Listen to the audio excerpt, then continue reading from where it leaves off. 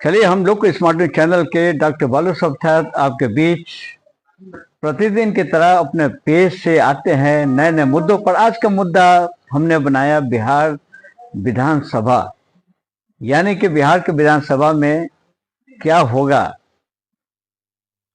Floor test में, यानी कि सीधा यानी 12 फरवरी को पूरे गहन समीक्षा करके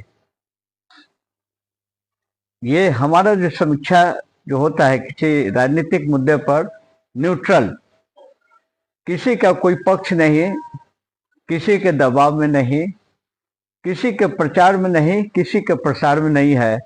थोड़ा सा डिटेल हम पहले मौखिक हम बताना चाहेंगे और समझाने का प्रयास करेंगे। जनहित में है, ये कोई राजनीतिक मुद्दा नहीं है, जनहित के लिए है ये।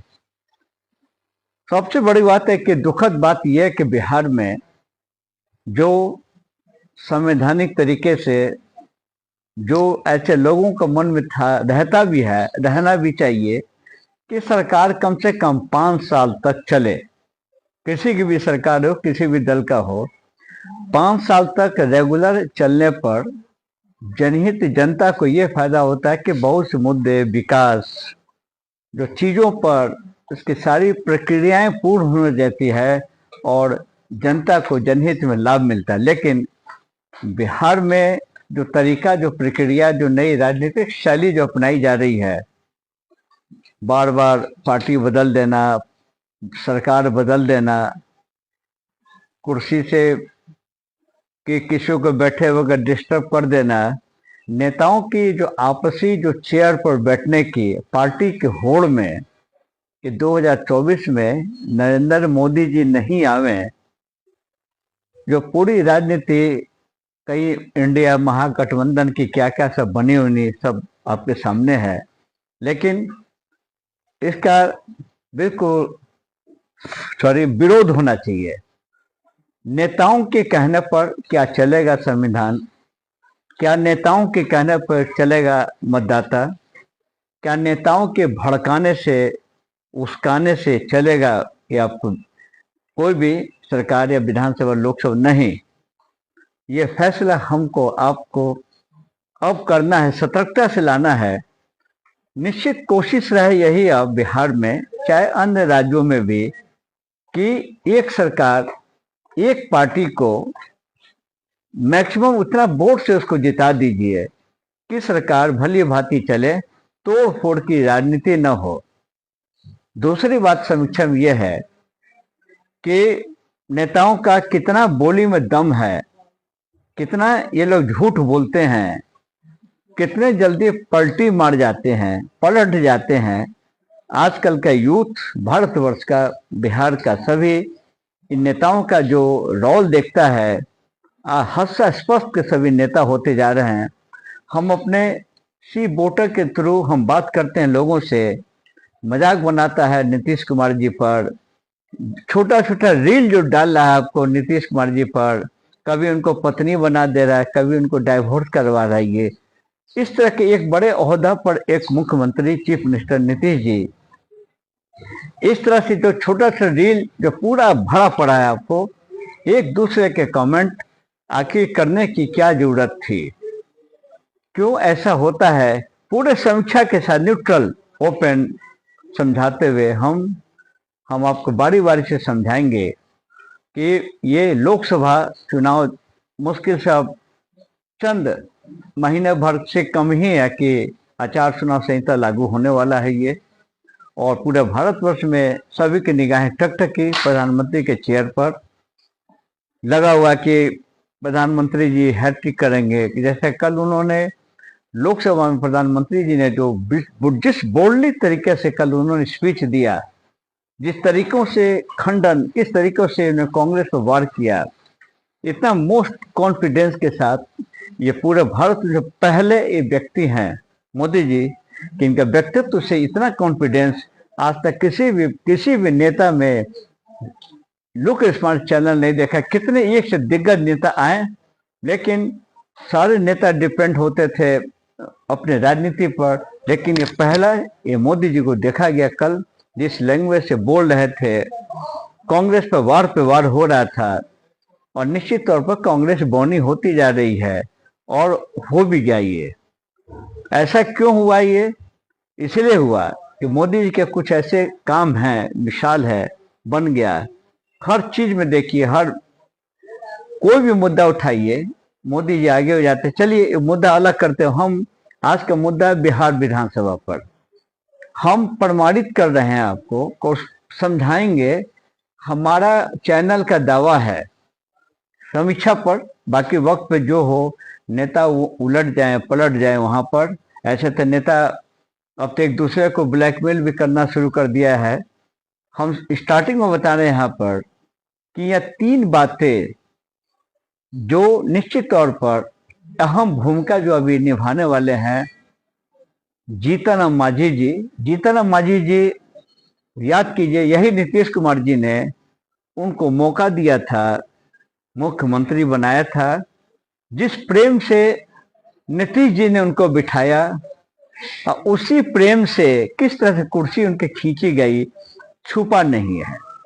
हर व्यक्ति के दिल में चोट रहती है, सम्मान हर व्यक्ति चाहता है।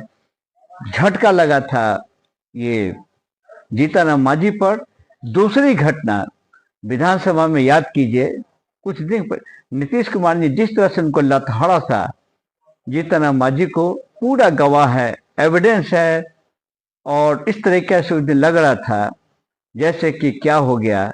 वही आज के परिवेश में, आज की राजनीति में वही एनडीए का एक पार्ट जीतन राम मांझी जी हो गए हैं।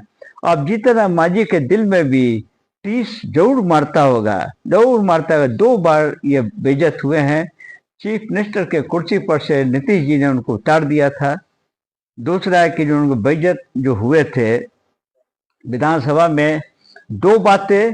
तीसरी बात है कि इन्होंने 2 सीट मांगा, 2 मंत्रालय मांगा, लेकिन चालाकी से जो वर्तमान जो एनडीए ने उनको, संतु उनके पुत्र को एक ही पोर्टफोलियो टो पार्ट करके देकर जो लॉलीपॉप जैसा दिया गया है, निश्चित तौर पर पक रहा है खिंचड़ी इसके भीतर। ये उम्र के हिसाब से भी जीतन राम मांझी के लिए अंतिम मौका है। और उधर जो राजद वाले वहाँ गठबंधन है, उनको लोह पे लोह लालच दे रहे हैं कि आइए मुख्यमंत्री बनिए, ये बनिए, वो बनिए। ये जो स्थिति जो उत्पन्न हो गई है, निश्चित तौर पर इसमें लगेगा झटका। फ्लोर टेस्ट के दिन 12 तारीख को जीतन राम मांझी जी बिल्कुल विश्वसनीय नहीं है कि मोदी जी के खेमा में रहेंगे तो एनडीए में रहेंगे। बिल्कुल वो मोदी जी के साथ जीतन राम मांझी जी हैं, लेकिन दिल के साथ वे नीतीश जी के साथ नहीं है। क्योंकि 2 बार नीतीश जी से वो ओपनली जो बेइज्जत हुए हैं, उनकी बात नहीं रखी जा रही है। निश्चित तौर पर ये हो गया खतरा। ये खतरा जिसको इंटरोगेटिव जो मार्क बोलते हैं, प्रश्नात्मक होते हैं।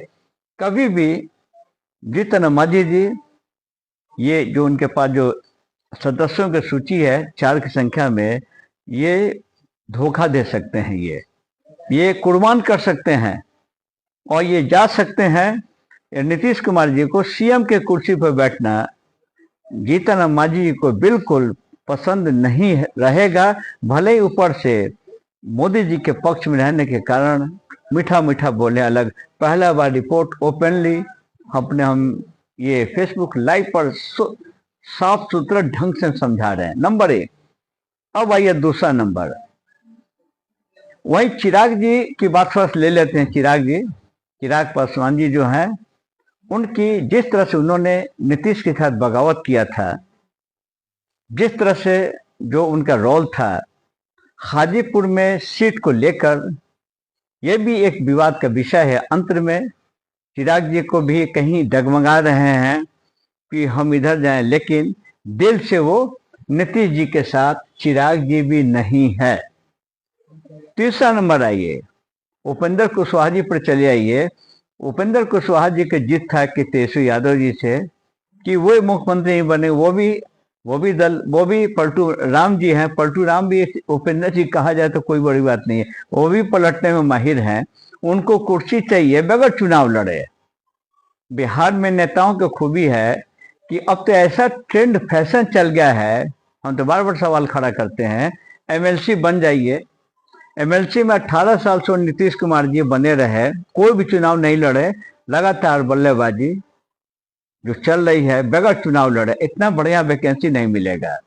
इस वैकेंसी पे कई लोग हैं बिहार में, इस वैकेंसी पे देखिएगा कई मंत्री लोग हैं, गणित भाग करके चुना जाना है एमएलसी, उस पर से आपको मस्ती करना है जब तक आप मंत्री जी हैं।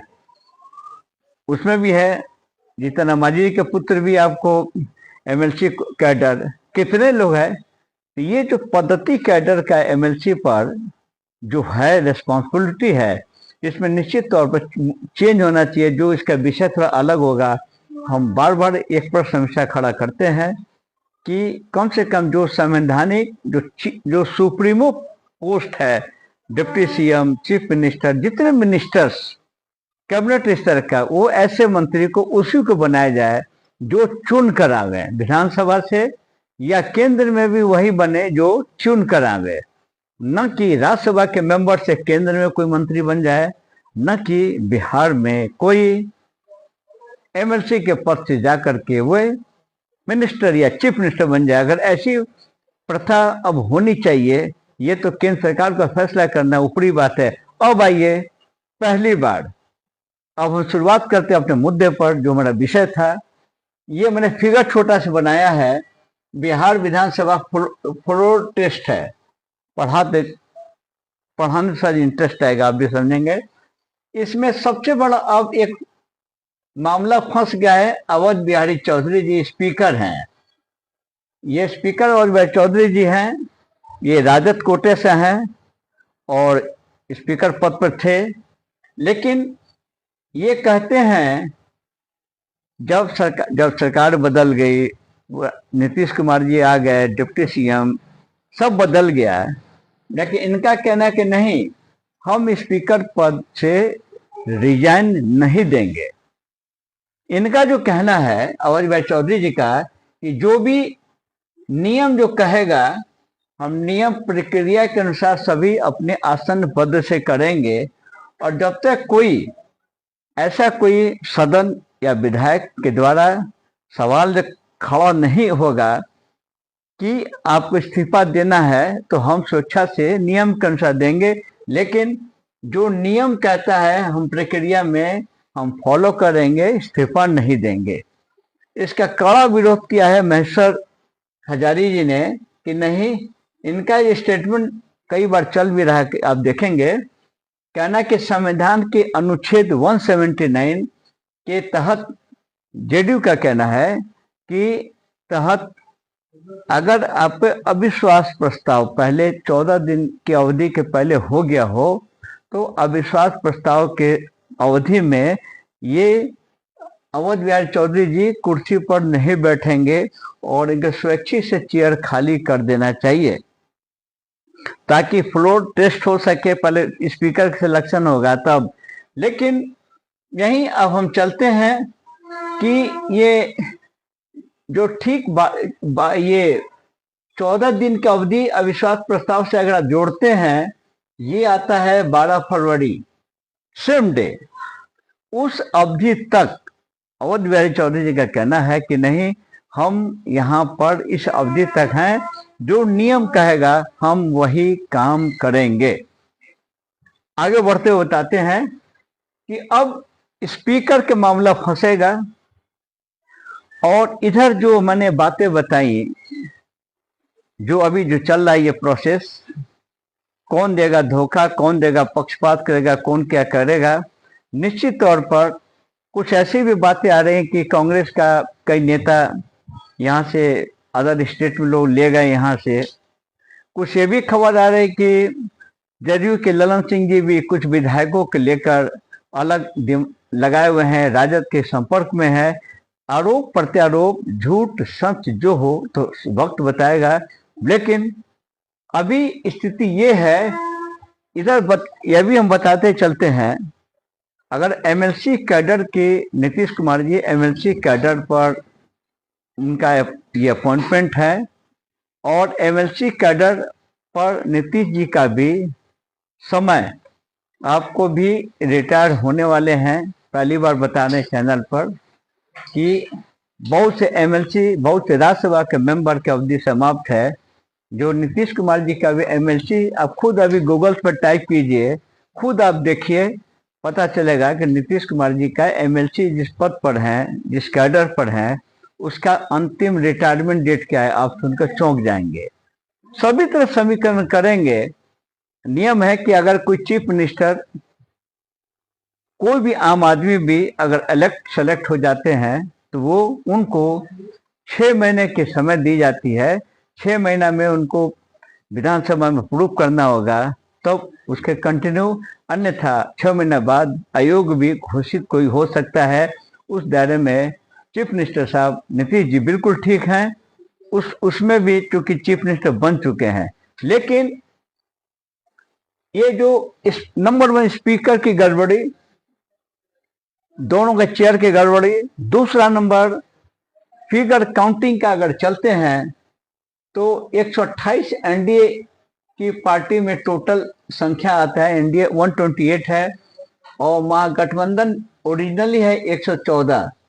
122 पर बनेगी सरकार। यहाँ एनडीए का क्लियर कट है, संख्या काफी है और महागठबंधन को मेहनत करके इनको 8 सीट अगर विधानसभा के कलेक्शन होगा तो अभी बन सकते हैं, जो कि ऐसे देखने में लगता है कि एनडीए का सीट क्लियर कट है, सरकार बन जाएगी। लेकिन पहली बार लोग स्मार्ट चैनल बता रहा आपको कि जो टेक्निकल दिक्कतें हैं और लोकसभा चुनाव जो होने वाला है मुश्किल से 1 महीना के भीतर, इस परिस्थिति में नीतीश कुमार जी गए हैं, प्राइम मिनिस्टर साहब से मिले भी हैं, आडवाणी साहब से आज जाएंगे बधाई देने के लिए। अलबत्ता बेहतर ये होगा कि सेम डे आप देखेंगे, क्योंकि नीतीश कुमार जी को उनको चेयर बदलने की, इस्तीफा देने की, सरकार बदल देने की नीतीश कुमार जी को कोई हिचक लगता नहीं है। नीतीश कुमार जी 1 बार नहीं, 2 बार नहीं, 3 बार नहीं, 9 बार इस्तीफा देकर के चीफ मिनिस्टर बने हैं। वे बिल्कुल, उनको कोई फर्क नहीं पड़ेगा। और कभी भी नीतीश कुमार जी, उनका जो बॉडी लैंग्वेज है वो कभी भी नहीं बर्दाश्त करेंगे कि किसी के उनका मातहत अगर कोई उद्दंडता के साथ ऊंची आवाज में या गलत करता है, नीतीश कुमार जी से बर्दाश्त नहीं होता है। जैसे आपने देखा, याद कीजिए, लोग विधानसभा में उन्होंने तेजस्वी यादव तक डांटा था, तुम बच्चा हो, बैठ जाओ, तुम पिताजी से पूछो।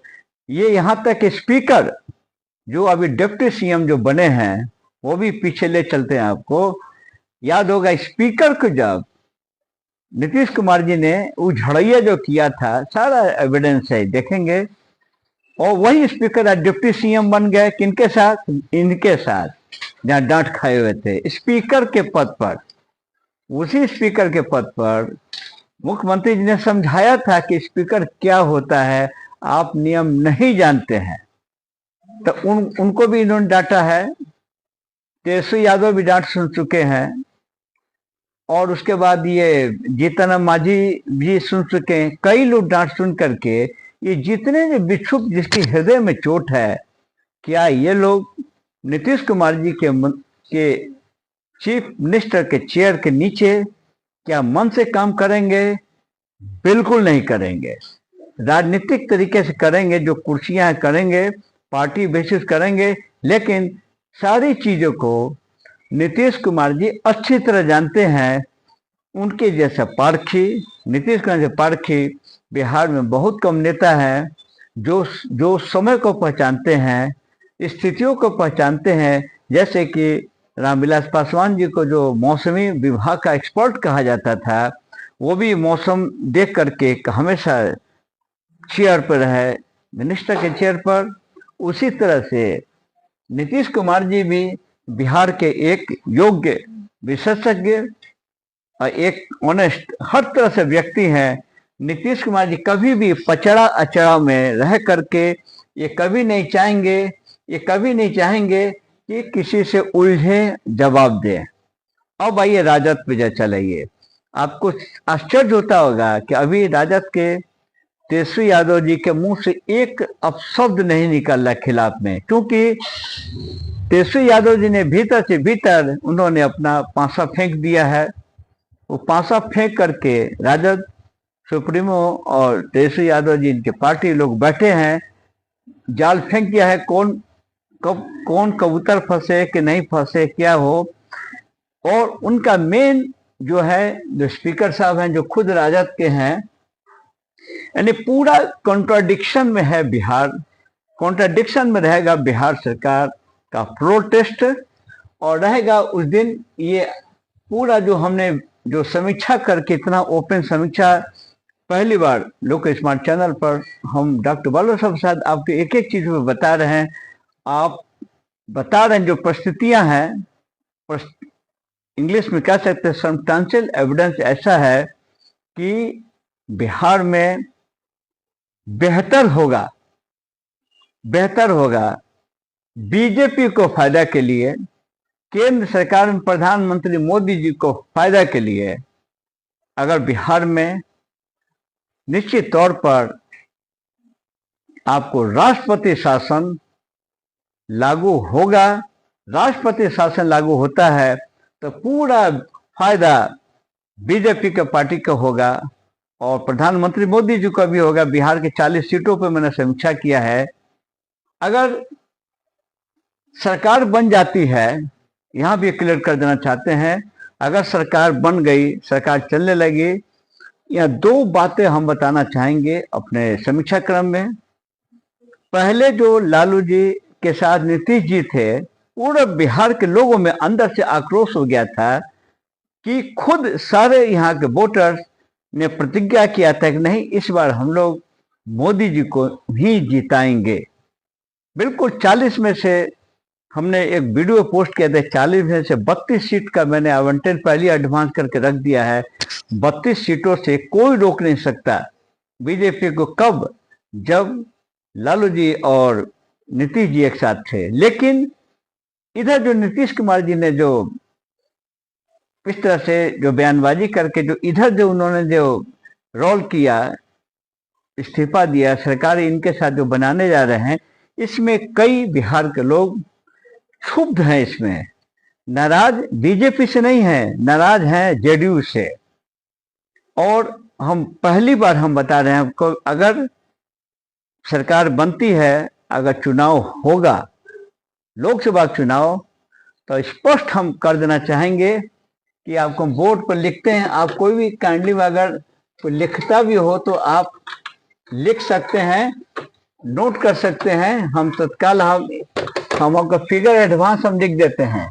हम चाहेंगे कि हमारे वीडियो को सुनने वाले लोग इस वीडियो को गवाह के रूप में रखेंगे कि लोक स्मार्ट चैनल का रिव्यू रिपोर्ट जो इन्होंने बताया, आज जिस दिन लोकसभा की जो गिनती हो, तो प्लीज हमारे इस वीडियो को हम दावे के साथ कहते हैं कि ऐसा हमारा फिगर जो हम बताने जा रहे हैं, ये निश्चित तौर पर ये टैली करेगा और कहेंगे कि हाँ सही होगा, यही सही बात होगा। हमने चलिए बोर्ड को मिटा दिया, केवल फिगर का हम अंकित करके बताएंगे कि कैसे कैसे क्या हो सकता है।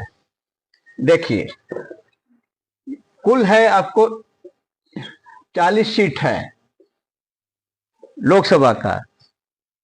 बीजेपी जेडीयू में आधा आधा बंटवारा होगा, तो सपोज 17 और 17 पे चुनाव होता है। 17 बीजेपी सपोज और 17 चला गया जेडीयू, ये, और बाकी 34 बाकी 6 सीट एक्स्ट्रा रखिए, मांग इंडियन सरकार जो बोलते हैं क्या क्या सब। इसमें क्या होगा कि जो बीजेपी की जो सीटें 17 हैं, इसमें 17 सीट क्लियर कट ग्रीन, कोई रोक नहीं सकता। 17 सीट एडवांस बीजेपी का खाता में ये जा रही सीटें। ये लोकसभा की बात बता रहे हैं हम, 17। लेकिन जो जेडीयू का जो 17 सीटों पर जो चुनाव होगा, ये 17 सीट आप ताजुब करेंगे, सारा इसमें विक्षुब्ध ग्रुप है। कई लोग हैं कि ये मुश्किल से मुश्किल ये आपको ये 4 से 6 सीट पर ही दिखाई दे रहे हैं आपको जेडीयू के एमपी जीतते हुए। और 17 में से अगर 6 भी रखेंगे तो 8 6 14 9, 8 9 सीट जो माइनस जाएगा ये सीधे चला जाएगा आपको आरजेडी कोटा में, महागठबंधन पर चौंक जाएंगे आप।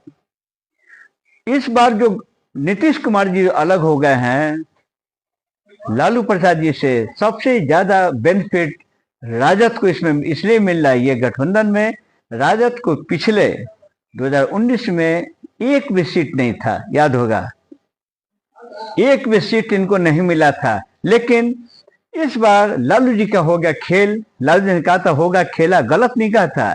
लालू जी तो खुद चाह रहे थे नीतीश कुमार आज बजा करके यहाँ से भागे। लालू जी अपने प्लान में सफल हो गए हैं। लेकिन जो बीजेपी को अभी वर्तमान समय में लुक स्मार्ट के ख्याल से उनको अभी नीतीश जी से हाथ नहीं मिलाना चाहिए था, छोड़ देते और चुनाव कराते लोकसभा में। सीधा 40 में से सीधा आपको 32-34 सीट एकदम बेगर कहे आपको सभी बिहार के लोग तैयार थे। लेकिन गणना जो गलत जो हो गया, जो जिसमें लोकसभा में जो सीटें नहीं थी, इस बार आपको 7 से 8 सीट जा सकता है राजद पार्टी का। कांग्रेस का तो खैर 1 या 2 से कांग्रेस के ज्यादा वजूद है भी नहीं, बिल्कुल क्लियर कट है। मैंने पूरे एपिसोड में अब अगर चुनाव होगा तो फायदा कब होगा, जब राष्ट्रपति शासन लागू हो जाए, नीतीश कुमार जी बर्खास्त कर दें, सरकार को विड्रॉ कर लें, या जो भी व्हिप जो जारी होता है, कुछ लोग गायब होंगे, व्हिप जारी होगा, सरकार गिरेगी, सरकार चलने वाली नहीं है। क्योंकि लोकसभा के चुनाव सबकी प्रतिष्ठा है, आपको सभी का, एक एक व्यक्ति का अभी फिलहाल नीतीश जी को कोई देखने वाला नहीं है, सबकी निगाहें प्रधानमंत्री मोदी जी की। सब लोग चाहता है, अब तो मुस्लिम लोग भी चाहते हैं बिहार के कि आपको मोदी जी ही प्रधानमंत्री बने, तो बहुत से वोट मुसलमान को जो मिलने वाला था वो मिलेगा।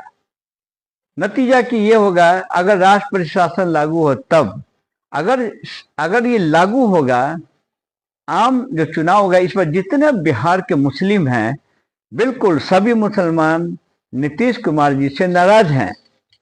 करीब 80% मान के चलिए वोटरों में जो नाराज सीधा जुड़ता है लालू जी के खेमा से, बेनिफिट मिलेगा लालू जी को, वही मुसलमान का सपोर्ट और भी जो इनके कैडर वोट है सबको जोड़ेंगे। कुछ और लोग जो नाराज थे, कई लोग हैं, चलता रहे, तो सबको जोड़ेंगे, तो बेनिफिट मिल रहा है आपको।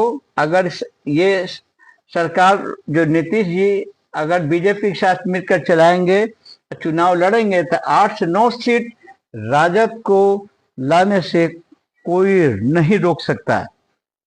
और बाकी जो बीजेपी की है वो बिल्कुल जो बंटवारा होगा 18-17 का, वो सीटें सभी जाएंगी बीजेपी में।